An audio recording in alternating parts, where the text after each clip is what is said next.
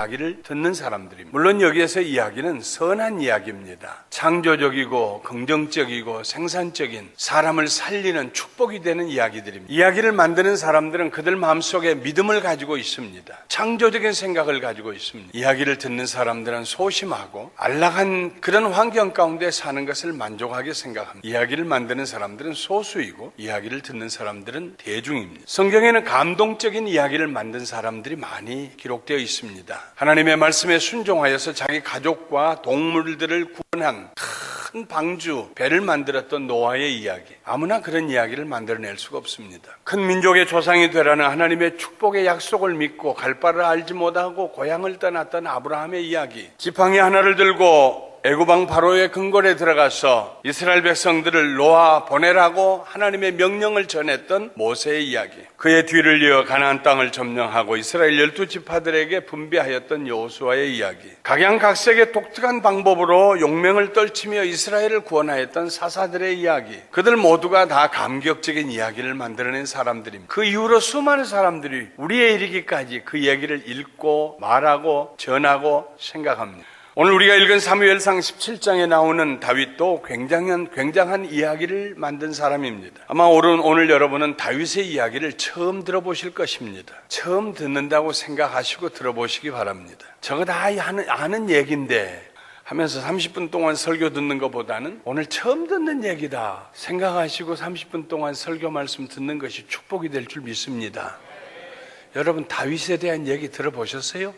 아이고 어쩌면 이렇게 한 번도 안 들어봤대요. 그럼 내가 해드려야죠. 다윗은 양을 치는 목동입니다. 다윗의 얘기가 시작될 때 그의 나이는 17살이었습니다. 홍안의 소년. 그런데 그는 특별했습니다. 하나님을 사랑하는 소년이었습니다. 블레셋과 이스라엘 사람 사이에 전쟁이 일어나서 엘라 골짜기에서 대치하고 있을 때에 다윗의 큰 형 엘리압을 비롯해서 세 형이 전장에 나갔습니다. 아버지 이새가 다윗을 불렀어요. 다윗아, 오랫동안 소식을 못 들으니 궁금하구나. 가서 내 형들의 소식을 전해 듣고 오너라. 빈손으로 가지 말고 볶음곡식 한 마를 짊어지게 하고 떡 10덩어리, 치즈 10덩어리를 준비해서 가지고 가서 내 형들의 상관에게도 좀 드려라. 그리고 소식을 가지고 오너라. 다윗이 그것들을 가지고 전장터에 왔습니다. 대단한 전쟁이 일어나고 있을 줄 생각했는데 와보니까 조용해요.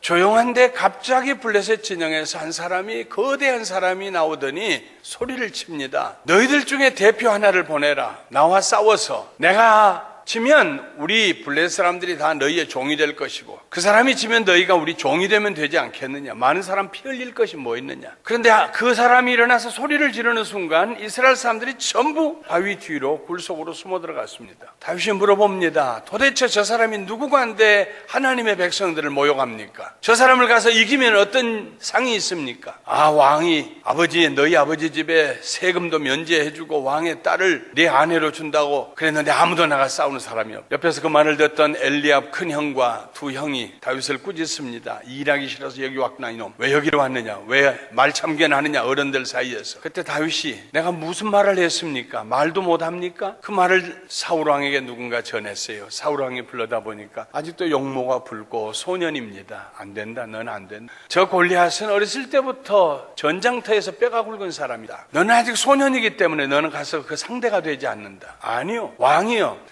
내가 들판에서 양을 치다가 사자나 곰을 만나도 내가 하나님의 이름을 의지하고 내가 나가서 그 짐승을 쳐서 이겼습니다. 하나님이 나와 함께 하십니다. 내가 저를 이길 수 있습니다. 그러면 내 갑옷을 입어보아라. 내 칼을 차보아라. 갑옷을 입고 왕의 칼을 차니까 도무지 부자유스러워서 걸을 수가 없어요. 이거 없이 나가는 게 전 좋겠습니다. 평소에 그가 들고 다니는 지팡이 하나, 그 다음에 손목에 묶고 또 손으로 잡고 있는 그 연결된 끈의 끝에다가 돌을 하나 넣고 돌려서 한쪽을 놓으면은 총알처럼 날아가는 물맷돌, 돌 5개를 자기 제구 주머니에다 넣고 그리고 나갑니다. 누군가 40일 만에 조성으로 아침 저녁으로 나와서 싸움을 도두었는데 아무도 나오는 사람이 없었는데 누군가 하나 이스라엘 진영에서 나오는 것을 보고 골리앗이 가까이 가서 보니까는 소년이에요. 얼굴이 붉어요. 용모가 아름다워요. 손에 지팡이 하나 들고 나옵니다. 네가 나를 개로 여겨서 지팡이를 들고 나오느냐. 오늘 내가 너를 죽여서 저 하늘의 새들의 밥이 되게 하겠다. 그때 다윗이 쫓아나가면서 너는 칼과 창과 단창을 의지하라. 의지하고 나에게 나오고 나는 네가 모욕하는 이스라엘 하나님의 군대 만군의 여호와의 이름으로 너에게 나가노라. 내가 오늘 가서 내 목을 쳐서 하늘의 새 밥이 되게 함으로 온 땅으로 하나님이 계신 옷을 입고도 마음대로 창을 휘두를 수 있는데 그 창 끝에 있는 쇠의 무게가 15파운드 7kg입니다. 다윗이 던진 돌 하나가 빼꼼하게 뚫린 골리앗의 이마를 향하여 날아가서 박히고 골리앗이 뒤로 넘어졌어요. 칼을 빼서 그 목을 치고 그날 대승리를 거두었습니다. 처음 들어보시죠? 재밌어요. 그러실 거예요. 너는 칼과 창과 단창을 의지하고 내게 나아오거니와 나는 네가 모욕하는 이스라엘의 하나님 만군의 여호와의 이름으로 너에게 나가노라. 다윗이 만군의 여호와라고 했을 때 그 만군은 많은 사람들, 군대, 하늘의 천군, 천사 이런 뜻입니다. 하나님은 그가 원하시기만 하면 하늘의 군대나 땅의 군대, 그가 지으신 모든 피조물의 세계를 사용하실 수 있는 절대 권력을 가지신 분이라는 뜻입니다. 그러므로 만군의 여호와는 한 분 하나님이 아니시고 모든 것을 사용하실 수 있는 능력을 가지신 한 분 하나님, 그에게 부족함이 없는 그런 하나님이라는 뜻입니다. 숫자나 능력에 있어서 아무도 하나님을 대적할 수 없는 그런 능력을 지니고 계시다는 뜻입니다. 성경에 여호와 하나님에게 붙여진 여러 이름들이 있습니다. 우리는 지난 몇 달 동안에 여호와 하나님의 이름에 대해서 말씀을 나누고 있습니다. 지극히 높으신 하나님 엘 엘리온에 대해서 말씀을 나눴습니다. 나를 보고 계시는 하나님 엘로이에 대해서도 말씀을 나눴습니다. 전능하신 하나님 엘샤다이, 나의 주님 아도나이, 예비하시는 하나님 여호와 이레, 치료하시는 여호와 라파, 우리의 승리의 깃발이 되시는 하나님 여호와 니시, 거룩하신 하나님 엘로임 카도심, 우리의 평화가 되시는 하나님 여호와 샬롬. 하나님의 이름, 그 이름 앞에 형용사를 붙여서 이렇게 여러 가지 이름으로 부르는 까닭은 그 하나님을 찾는 하나님의 백성들이 처한 환경이, 상황이 각각 다르기 때문입니다. 병이 든 사람에게는 여호와 라파의 하나님, 그 하나님을 찾을 것입니다. 같은 하나님이시지만 치료하신 하나님, 그 이름을 부르면서 치료받기를 기도했을 것입니다. 평화가 없고 두려움 가운데 놓인 사람은 여호와 샬롬, 문제 해결의 길은 보이지 아니하는데 어떻게 해야 될지 모르는 사람은 여호와 이레, 하나님이 준비하신 그 이름을 부를 때마다, 그 이름을 부르고 기도하고 찬송할 때마다 하나님의 능력, 하나님이 가지신 전체 능력 중에서 특별한 능력을 의지하는 그런 일들이 있었습니다. 만군의 여호와, 그러면 이 이름은 언제 불러야 할까? 만군의 여호와. 다른 말로 하면 하나님께서 그 자신을 만군의 여호와를 우리에게 나타내시기를 원하시는, 계시하시기를 원하시는 상황은 어떤 상황일까요? 만군의 여호와, 이 이름은 다른 아무것도 의지할 수 없는, 하나님 외에 의지할 것이 아무것도 없는, 호롤단신, 누구 하나 도와줄 사람 없는, 가진 것이 없는, 빈손으로 오직 하나님만 바라보고 있는 사람, 그 사람이 부를 수 있는 이름이 만군의 여호와 하나님. 조금이라도 의지할 여지가 남아있는 사람은 이 이름을 부를 수가 없습니다. 만군의 여호와라는 이름은 다른 방편이 충분히 예비되어 있는 상황에서 그래도 혹시 몰라서 들어놓는 그런 보험용 이름이 아닙니다. 만군의 여호와를 부르는 사람은 비록 아직 그에게 군대가 조금 남아있을지라도, 몇 가지 사용하지 않는 방법들이 남아있을지라도, 도와줄 사람, 충성스러운 사람이 곁에 몇 명 남아있는 경우라도 그 모든 것들을 아무것도 아닌 것처럼 여기면서 하나님 앞에서 하나님 저를 도와주지 아니하시면 저는 도울 자가 없습니다. 눈을 들어 산을 둘러봐도 휘 둘러봐도 도와줄 사람이 없습니다. 나를 도와주실 분은 오직 하나님 한 분이십니다.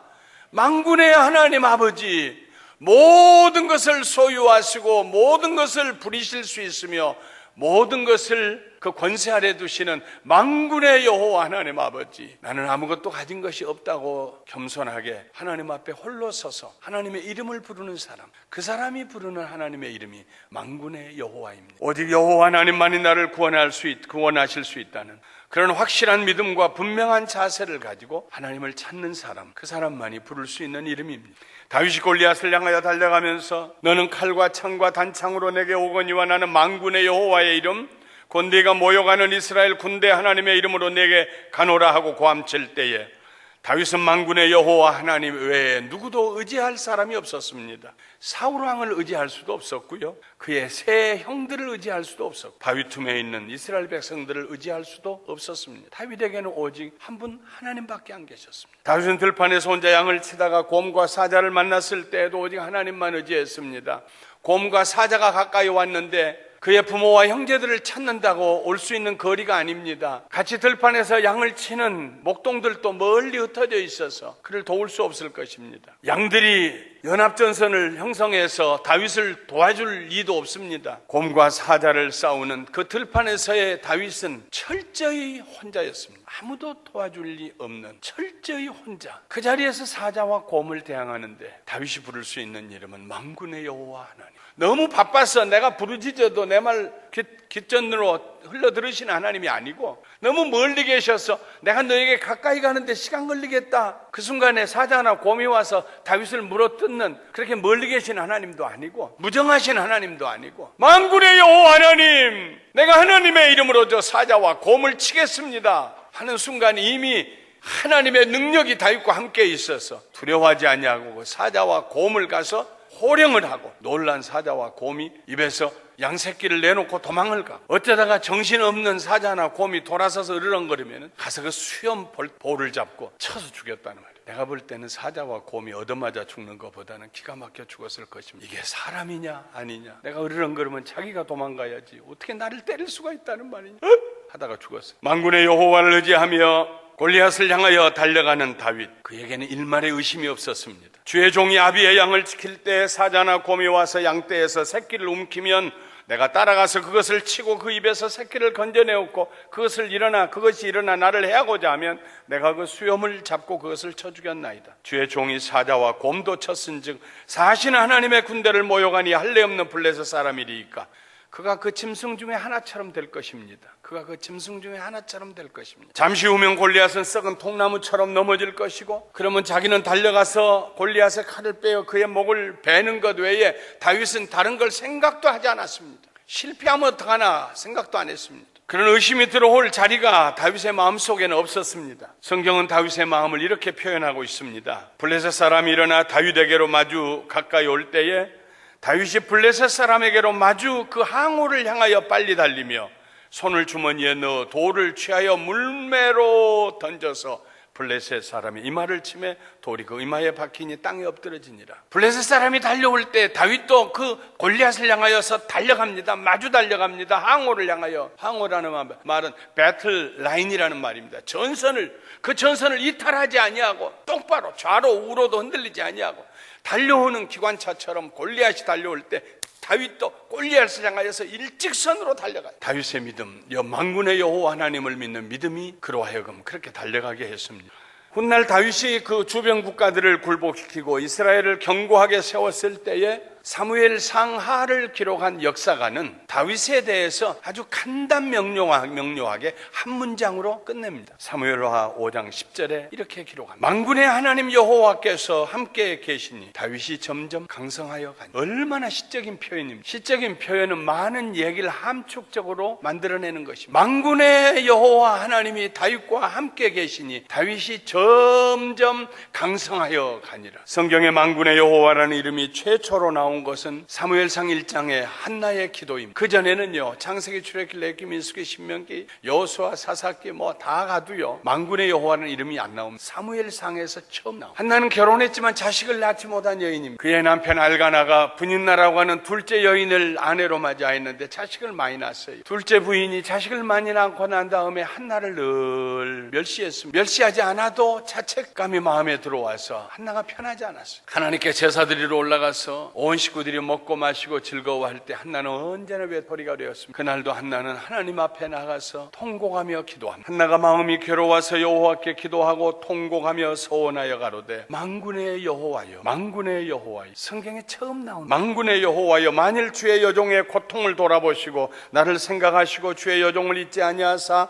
아들을 주시면 내가 그의 평생에 그를 여호와께 드리고 삭도를 그 머리에 대지 않겠나이다. 하나님 한 분 외에 의지할 데가 없는 사람, 그 사람이 한나였습니다. 남편이 자기를 도와줄 길이 없습니다. 자기를 사랑한 것을 압니다. 다른 사람보다 10갑절이나 음식도 더 많이 주고 선물도 많이 주고 합니다. 그 남편이 자기를 도와줄 수가 없어요. 자기는 아기를 낳지만. 그때 하는 한나는 하나님을 만군의 여호와로 아무도 나를 도와줄 수 없어도 하나님은 나를 도와줄 수 있습니다. 한나가 부르고 의지하였던 만군의 여호와는 연약하고 외롭고 무기력하여 아무도 도울 수 없는 그런 하나님이 아니었습니다. 만군의 여호와는 오랫동안 자식을 갖지 못하였던 한나의 태를 능히 열어주실 수 있는 하나님, 새 생명을 잉태케 하실 수 있는 창조주 하나님이셨습니다.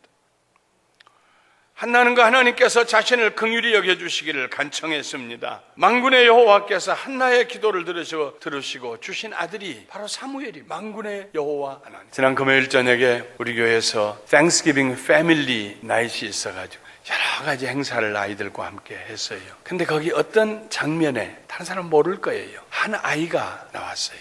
그 아이는 날 때부터 어딘가 조금 부족한 듯 했어요. 그래서 그 부모님들이 늘 그 아이를 어떻게 하든지 좀 정상이 되게 하고 싶어서 애를 쓰는, 그렇게 하면서 그 아이가 컸어요. 대학생이 됐어요. 그런데 그 장면에서 그 아이가 나오는데 얼마나 의젓한지, 얼마나 멋있게 자랐는지, 그 아이를 보면서 제 마음속에 만군의 여호와 하나님, 사람은 도울 수 없어도 종이 신방할 때마다 저 아이의 머리 위에 손 얹고 기도했는 하나님께서 저 아이를 저렇게 성장시키시고 온전하게 하시고 당당하게 하시고 아름답게 하시고 만군의 여호와 하나님 아버지, 저는 지난 금요일 저녁에 제 마음이 너무너무 기뻤어요. 사랑하는 성도 여러분, 아무도 우리를 도우지 못해도, 도울 사람이 없어도 하나님이 계십니다. 만군의 하나님이 계십니다. 모자람이 없는 하나님이십니다. 열왕기와 6장에 보면은 엘리사 선지자 이야기가 있습니다. 그 당시에 아람이라는 나라가 이스라엘을 자주 침략하여 고통을 주고 있었습니다. 그런데 아람 왕이 이스라엘을 치기 위하여 군대를 파견하면은 항상 이스라엘 군대가 먼저 와서 거기를 지키고 있습니다. 우리 중에 누군가 스파이가 있구나. 아닙니다. 대왕이시여. 이스라엘에는 엘리사라고 하는 선지자가 있어서 왕이 침실에서 속삭이는 소리도 다 압니다. 그래? 그 선지자가 어디 사느냐? 도단에 삽니다. 그날 밤에 군대를 파견해서 도단성, 엘리사가 있는 그 도단성 조그만 시골 성읍을 겹겹이 진을 쳤어요. 아침에 엘리사의 종이 조반을 지으려고 나가보니까 성 밖에 산의 언덕에 아람 군대가 말과 병거가 겹겹이 진을 치고 포위하고 있습니다. 그것을 보고 그 사환이 엘리사에게 말합니다. 내 주여, 우리가 어찌하리이까? O Lord, what shall we do? 내 주여, what shall we do? 어떻게 할까요? 어떻게 하면 좋아요? 다른 길이 없는 겁니다. 이제 우리 죽었습니다 하는 말입니다. 그때 엘리사가 말합니다. 두려워하지 말라. 우리와 함께 한 자가 저와 함께 한 자보다 많으니라. 그리고 기도합니다. 하나님, 원컨대 저의 눈을 열어서 보게 하옵소서. 그때 여호와께서 그 사환의 눈을 열어 보게 하시니 그 아람 군대 뒤로 그 산에 아람 군대와 비교할 수 없는 하나님의 군대가 진을 치고 있는데 불말과 불병거들입니다. 불말과 불병거들이 휙 날아다니는데, 번개처럼 날아다니는데 전체 성을 둘러싸고 있습니다. 사랑하는 성도 여러분, 만군의 여호와의 이름을 부르는 사람은 그가 비록 홀로 위험한 곳에 처했다고 할지라도 아무도 그를 도와줄 수 없고, 그가 위험한 곳에 있다는 것 자체도 아무도 모른다고 할지라도 만군의 여호와가 나와 함께 하시면은 나를 구원하지 못할 상황이 없으시고 나의 필요를 채우시지 못할 능력이 없으신 만군의 주 여호와 하나님, 그 하나님을 부르고 그 하나님을 경험하게 될 줄 믿습니다.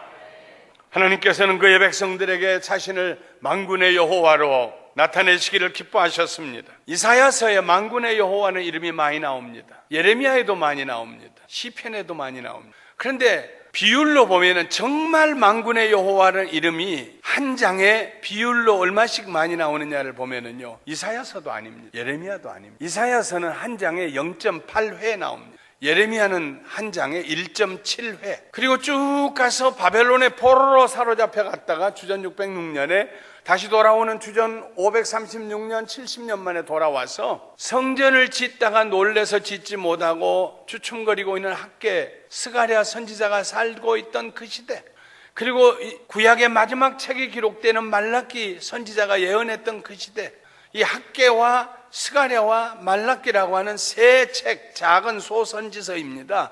세 책에 만군의 여호와라는 이름이 많이 나옵니다.